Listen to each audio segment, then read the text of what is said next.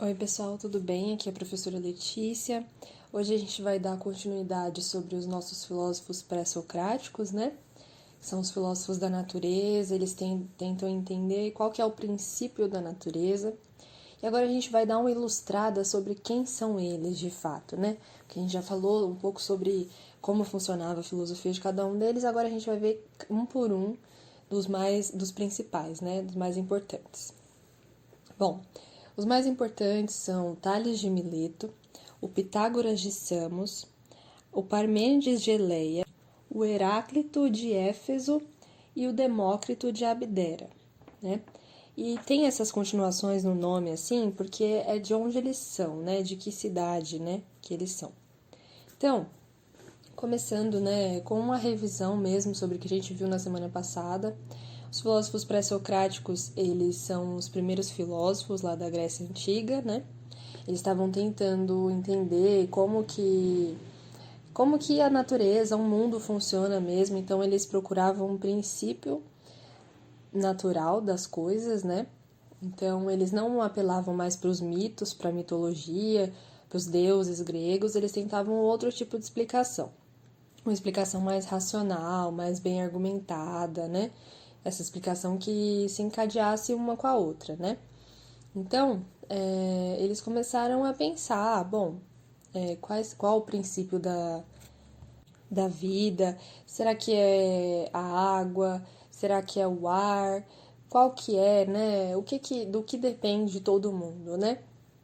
E quando a gente se põe assim no lugar deles, sem ter nenhum conhecimento sobre nada, assim, sem ter outra explicação que não seja os mitos, a lua, o sol, o mar, mais ou menos como os mitos que a gente viu na nossa primeira aula, que os indígenas, por exemplo, têm os mitos, tem a história da Vitória Régia, que alguns devem conhecer, tem toda uma mitologia para uma explicação ali sobre o mundo. E aí os filósofos pré-socráticos, eles ficaram insatisfeitos com essa mitologia e passaram a criar uma filosofia mesmo, né? Um conhecimento ali racional, uma explicação racional.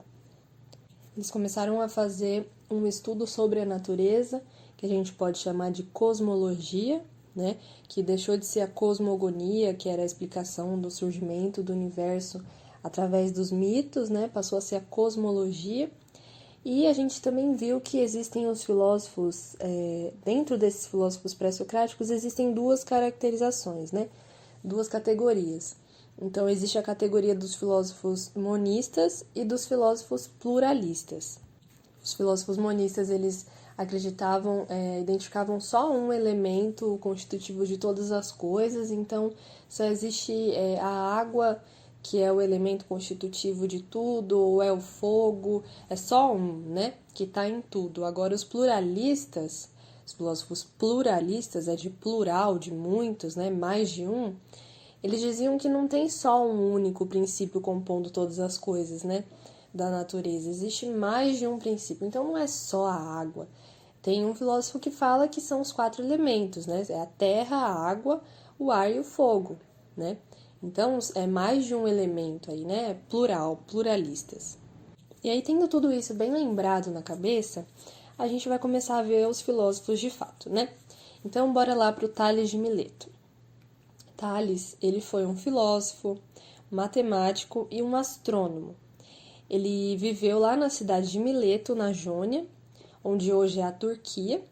Lá tinha muita atividade comercial, navegação, tinha um ponto de contato bem grande com as culturas orientais, né? Não é à toa que ele, com esse contato, através desse contato, ele acabou criando também a filosofia dele, né? Foi daí que uma parte da filosofia dele surgiu. Para o Tales de Mileto, a água é a origem de todas as coisas, então é o princípio responsável pela vida, pelo mundo, né? Porque ele provavelmente observava as mudanças do estado da água, ele via que ela evaporava, ele via a chuva, né? Então ele via como congelava no inverno, então ele tinha uma noção ali, de uma impressão de que seria a água. E aí ele criou uma explicação racional, né? Um argumento ali para dizer, não, é a água que é a origem de todas as coisas no mundo. E aí, por que eu falei que esse contato com as culturas orientais influenciou muito? E a gente, inclusive, vai ver um pouco mais sobre isso mais pra frente, sobre a filosofia das culturas orientais e da cultura africana, né? Porque existe a filosofia africana também, que é muito pouco falada. Então, voltando para o Tales de Mileto. O Tales de Mileto, quando ele visitou o Egito, ele viu lá na água do Nilo que ela dava vida ao deserto. Então, um deserto lá seco e tinha o rio Nilo, e ele olhou aquilo e pensou, poxa, a água realmente é muito importante para o mundo, para a natureza, né? Então, ela é responsável por grandes mudanças, por grandes transformações, ela é o que mantém a gente também, né? E é claro que ele não tinha o conhecimento que a gente tem hoje sobre a água. Por exemplo, que o nosso corpo é 70% água. Não tinha nada desses conhecimentos, mas ele foi reparando, foi observando a natureza e foi criando uma explicação que era racional, não era tão de mitos, né? Mitológica, era uma explicação racional. Bom, passando para o próximo, que é o Pitágoras. Pitágoras de Samos, né, que ele nasceu na ilha de Samos, na Grécia, ele foi um filósofo muito importante e provavelmente foi o primeiro pensador que usou essa palavra, filósofo, né, para dar o nome dele mesmo ali. Então, ele foi um filósofo muito importante, principalmente na questão da matemática, provavelmente vocês já devem ter ouvido falar, né? E ele criou, na época, uma associação, assim, uma espécie de associação filosófico-religiosa. Então, ele reunia pessoas ali para falar de filosofia, né?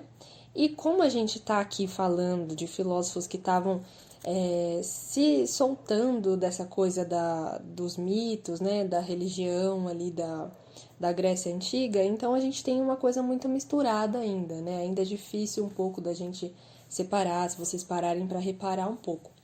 Mas ele criou uma associação filosófico-religiosa e ele estudava matemática, ele fazia observação do céu, né, dos corpos celestes lá. Então eles chegavam a algumas conclusões desses estudos que eles faziam, né? Porque de fato existia um estudo ali. Então, a partir desses estudos que ele fazia e as pessoas ali junto com ele faziam, eles chegavam a algumas conclusões. Por exemplo, o Pitágoras ele foi um dos poucos pensadores lá da época que falou sobre alma. Então, sobre essa coisa de a alma humana, a alma migrando, indo de um corpo a outro corpo, né? Então ele tinha algumas ideias um pouco diferentes, assim, a coisa da alma imortal, que tinha que ser salva, era uma ideia que vinha ali dele e que os outros pensadores não tinham muito essas ideias. Só que a principal característica do Pitágoras é que ele colocava lá na filosofia dele que o ordenamento das coisas e das pessoas, do mundo, da natureza, era expressado pelos números, né? Então, a matemática é muito importante para o Pitágoras, porque o Pitágoras coloca que os números, eles são realmente o princípio por trás de tudo. Então, o Tales falou agora há pouco que a água é o princípio por trás de todas as coisas da natureza. O Pitágoras chega e diz, não, são os números. A gente consegue expressar as coisas do mundo pelos números, né? Então, para ele é muito importante a matemática. Claro, assim, não só para ele, né? Muitos outros pensadores também, os filósofos eram também matemáticos, né? Isso é uma característica bem importante. Eram astrônomos, né? Eles ficavam observando o céu, os corpos celestes, com os instrumentos que eles tinham na época, mas eles conseguiam fazer esse tipo de estudo. Então, o Pitágoras, ele praticamente colocava os números como umas divindades, né? Como se fossem forças divinas. Lembra que a gente falou de uma associação filosófico-religiosa, né? Então ele tinha essa mistura maior, assim, com essa coisa do divino, da alma, né? Só que o diferencial dele é que os números eram muito valorizados, eles não eram só símbolos para a gente dizer o que uma coisa é maior, uma coisa é menor, enfim. Eles eram o princípio realmente por trás de tudo. Partindo para o próximo filósofo, e é uma duplinha que é muito importante que a gente vai ver agora, tem o Parmênides, né, de Eleia, da colônia grega de Eleia, e tem o Heráclito, de Éfeso. né? Na cidade de Éfeso. Então, esses dois filósofos, eles foram muito importantes porque eles eram basicamente uma duplinha, assim. Eles diziam um contrário do outro, basicamente. E eles foram muito importantes porque eles criaram uma nova forma de pensamento que não tinha na época, né? Que era pensar um pouco sobre o movimento do mundo, só que criando a ontologia, né? Eles criaram um estudo que é chamado de ontologia. Tá, mas professora, o que é isso, né? Ontologia. O estudo do ser. E quando eu digo o estudo do ser, é o estudo das coisas que são, que existem no mundo, né? Então, o Parmênides e o Heráclito, eles estudavam ali, basicamente, desde uma árvore, né? O que a árvore está ali, o que está acontecendo com a árvore, quando ela nasce, cresce, caem as folhas, até, por exemplo, a existência dos seres humanos, né? Ou do céu, o movimento do céu. Então é o estudo do ser, tudo que é, tudo que está ali vivendo, acontecendo naquele momento. O diferencial do Parmênides e o diferencial também do Heráclito é que eles não ficaram pensando somente no princípio original de todas as coisas do mundo, né? Ah, é a água, é o fogo. Eles estavam pensando também na mudança, no movimento das coisas. Então, o Parmênides, ele tem uma poesia, né? E poucos também pensadores da época escreviam, por exemplo, o Tales, ele não tem nada escrito realmente. Então, o Parmênides, ele foi autor de uma poesia que o nome é Sobre a Natureza, que ele estava ali pensando, percebendo as mudanças na natureza, né? E aí, ele reparou numa coisa. Ele viu ali que algumas coisas na natureza tinham umas características que sempre permaneciam sendo o que eram, não mudavam, né? Então, por exemplo, é uma coisa que vocês vão ler no texto aí de apoio. Uma árvore, ela pode pegar fogo, ela pode ser derrubada, ela pode ser pintada, ela pode ser cortada, mas sempre terão árvores, né? Sempre continuarão sendo árvores. Então, ele fala uma coisa que parece muito óbvia, que é o que é, simplesmente é, né? Existe ali. Por que ele fala isso? Porque nem todas as mudanças, elas vão simplesmente mudar o que existe ali. Na verdade, para o Parmênides, as mudanças que a gente percebe, os nossos sentidos percebem, o nosso olhar, o nosso olfato, quando a gente sente o cheiro das coisas, as mudanças, elas são enganadoras para o Parmênides, porque elas afastam a gente do que é imutável, que não muda, do que é o verdadeiro, que é o eterno, que é o ser, né? Que a gente estava falando agora, do estudo do ser. Quando Parmênides chega e fala que o ser é o verdadeiro, é o eterno, esse ser, ele é verdadeiro, ele guarda a verdade ali nele justamente porque ele não muda, porque ele é eterno, né? Então, o Parmênides vai chegar e vai falar: essas mudanças que a gente percebe com os nossos sentidos, por exemplo, quando você olha para uma pessoa, você repara que ela cortou o cabelo dela tá mais curto ou tá mais longo. Esse tipo de mudança que a gente percebe com o nosso olhar ou com o olfato, enfim, com os nossos sentidos, né? Tem lá os 5 sentidos, por exemplo. Essas coisas, elas só geram a opinião, né? A opinião, ela não é valorizada, porque ela não traz necessariamente a verdade, né? Então, essas mudanças, elas não são verdadeiras, né? O ser, ele é imutável. Essas mudanças, elas não vão alterar o que tem ali na natureza. Então, as árvores, elas podem queimar, elas podem ser derrubadas, podem ser cortadas, podem ser transformadas em uma mesa, em uma cadeira, mas sempre existirão árvores, né? E o cabelo, por exemplo, o cabelo ele pode ser cortado, ele pode ser deixado longo, mas sempre existirá o cabelo, né? Então ele se mantém ali no ser das coisas, né? O que é, é. E o que não é, não é. E por que o Parmênides diz isso? Porque ele começou a pensar sobre o que não existe. tinham alguns filósofos que estavam falando sobre as coisas que não existiam. Mas caramba, como é que tá falando sobre o que não existe, né? Tá falando sobre o nada mesmo. E o Parmênides chega e fala, não tem como a gente pensar sobre o nada. Vai pensar em nada? Ele chegou e falou, não, o que não é, não é. O que não existe, o nada, não tem como ser pensado nem dito. Só dá pra gente falar ou só dá pra gente pensar sobre o que existe no mundo, na natureza, né? Então, para ele é isso, a gente só fala sobre o que existe ali na natureza e a mudança total de alguma coisa é impossível, não tem como. As mudanças existem, só que elas são percebidas pelos nossos sentidos e elas só nos afastam daquilo que é realmente verdadeiro, né? As mudanças elas só vão gerar a opinião sobre as coisas.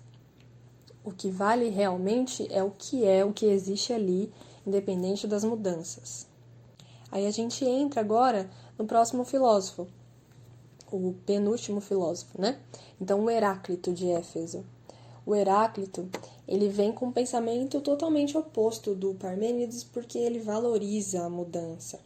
Então, é ele que fala que não se pode entrar 2 vezes no mesmo rio, pois novas águas sempre correrão. Então, sempre correrão águas diferentes nesse rio, e você não vai ser a mesma pessoa. A natureza está sempre em constante mudança, em modificação. Então, ele valoriza muito a mudança, né? E ele está falando aí também de uma ontologia do ser, né? Das coisas que estão ali na natureza, do que está existindo e que está mudando frequentemente.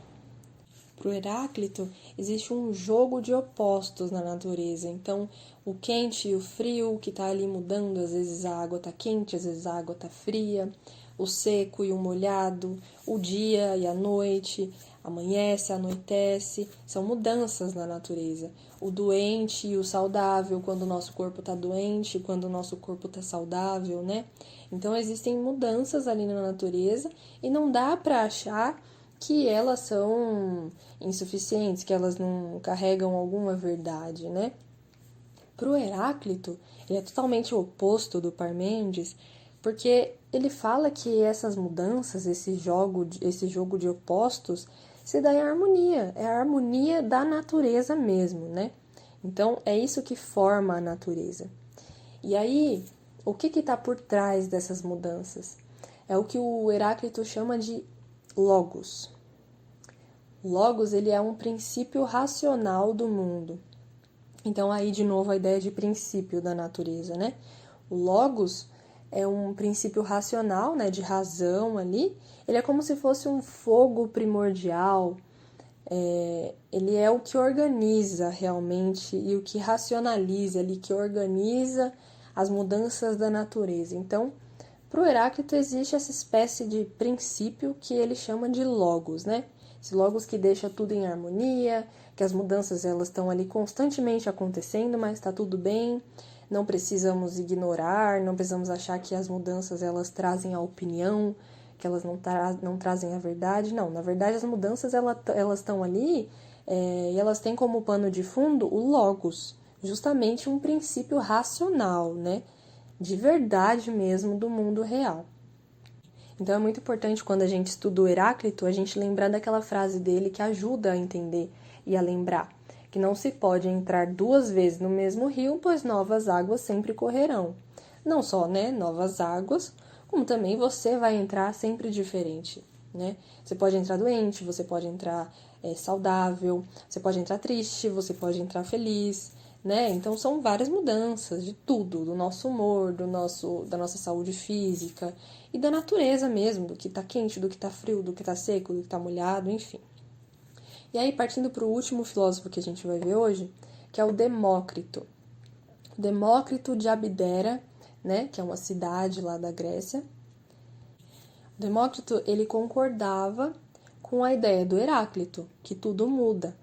Mas ele veio com uma ideia nova, porque ele chegou e falou, tá, tudo muda, mas essas transformações, elas não são ilimitadas e acontecem a todo momento, enfim, elas são limitadas.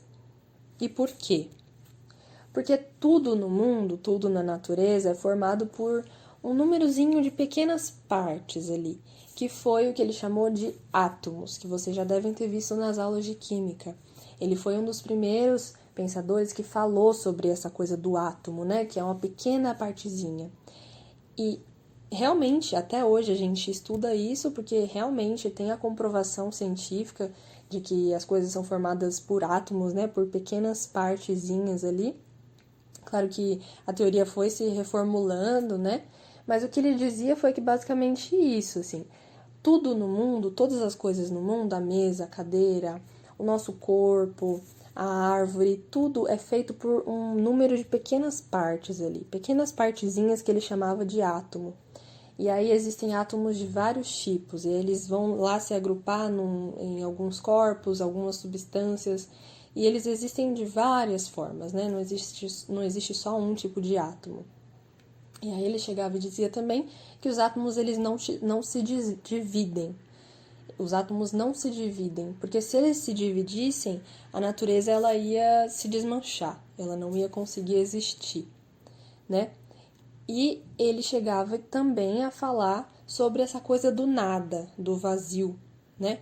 Só que ele, ao invés do Parmênides, de concordar com o Parmênides, que a gente não pode falar sobre o vazio, sobre o nada, ele fala que a única outra coisa que existe na natureza, além dos átomos, é o vazio, é o nada. Esse nada não tem átomos, não tem essas pequenas partezinhas, né? Então, é isso, o Demócrito.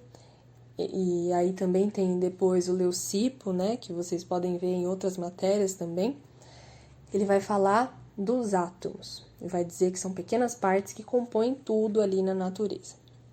Bom, espero que vocês tenham gostado e a gente se vê na próxima semana. E aí vocês não esqueçam de responder aí as atividades. Qualquer coisa vocês entram em contato comigo. Tchau, tchau, pessoal.